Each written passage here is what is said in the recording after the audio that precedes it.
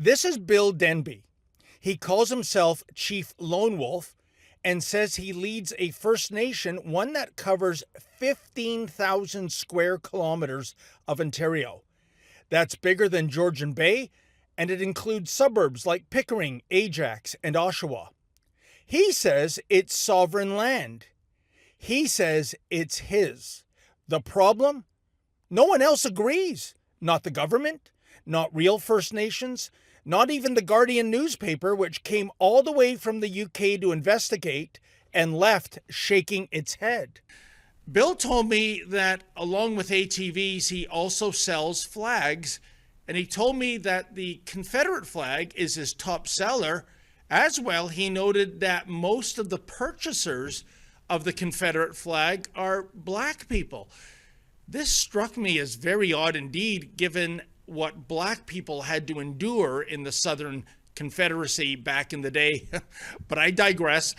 Still, Bill is adamant that the Kawartha First Nation is recognized by the federal government. Denby says he has proof. Tools, documents, rocks, a family tree that goes back to 1192. He says Trent University confirmed that a scraping tool he found was 10,000 years old.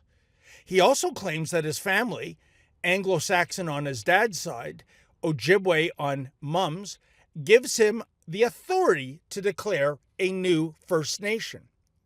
But he hasn't provided university reports, academic confirmations, or anything resembling peer review, just rocks and confidence. Right then. This is what we're saying. Every place near the water, and I can take you over to the jail on 36 Highway, there's 2 burial sites there. And when the province hit them, they just covered them over. The city has hit another burial site on Logie Street when they put in a new park, and they covered it over. Denby insists the government of Canada has recognized his nation. When asked for proof, he gave us a press release, one he wrote himself.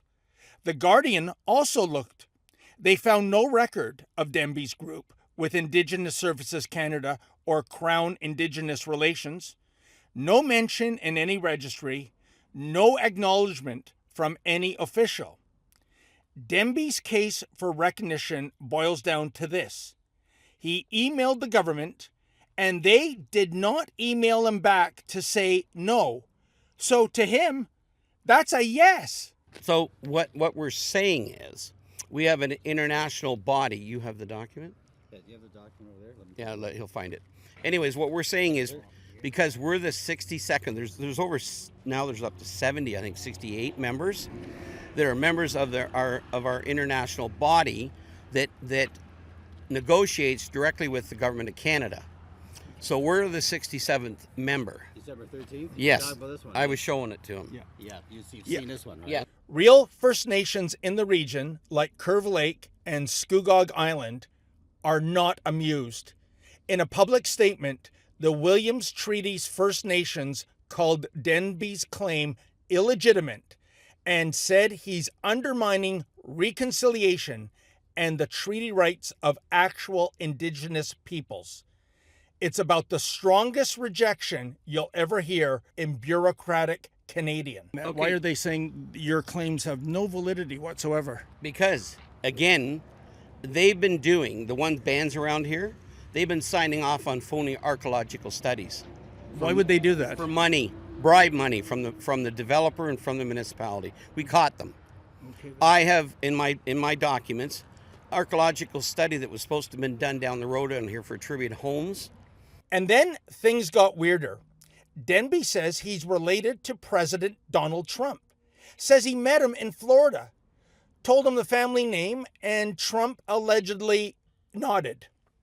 He also says he asked the former U.S. president to keep the military on standby in case Canadian police got too corrupt.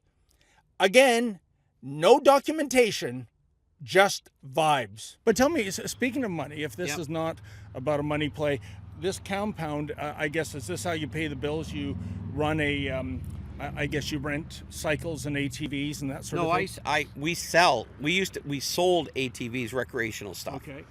In 2024, Demby was arrested. Authorities say he sent threatening emails to city officials suggesting violence involving AK-47s. He says it wasn't him. Someone else wrote the email. He claims it was retaliation for trying to expose municipal corruption. What's clear is this: law enforcement is not treating him like a sovereign chief. They're treating him like a guy with a criminal case. But this must be an immense financial drain on you, I assume. Do you know what you've spent in legal fees? It would have been, but we're doing it all ourselves. We're Mackenzie friends.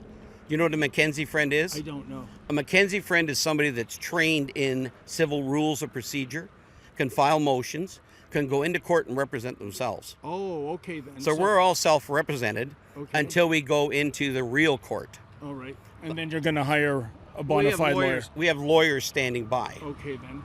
Of course, Demby isn't the only one role-playing as royalty. Romana Didulo claims she's Queen of Canada. She lives in an RV. She issues decrees. She has followers. Demby may not call himself king, but the territory he claims is worth trillions of dollars, far more than Didulo's dominion over a parking lot in Red Deer. It's irrelevant. If you're a true native and you practice tribal laws, we're here as protectors of the land, the water, and the air for future generations.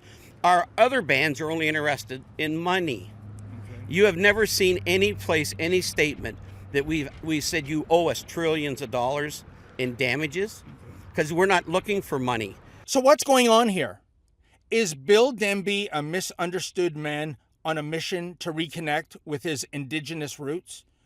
Or is he, like Queen Ramona, another delusional sovereign spinning fantasy into folklore?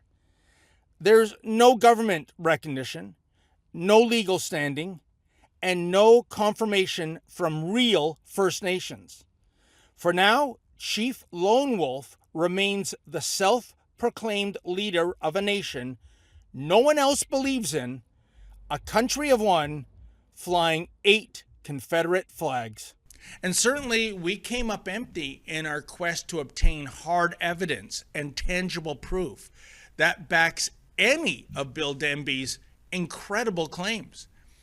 In the final analysis, whether it's Queen Ramona, the monarch of Canada, virtually nobody has ever heard of, or Chief Lone Wolf, leader of the 50,000 square kilometer Kawartha First Nation, for now, I can only defer to the immortal words of Romulan Senator Vreenak. It's a fake. Hey folks, I know you love it when Rebel News brings you the other side of the story, but the fact is, we need your help. Unlike the mainstream media trained seals, we don't get any of Mark Carney's taxpayer funds. So please go to rebelfieldreports.com. That's rebelfieldreports.com. And if you're able to, kindly make a donation.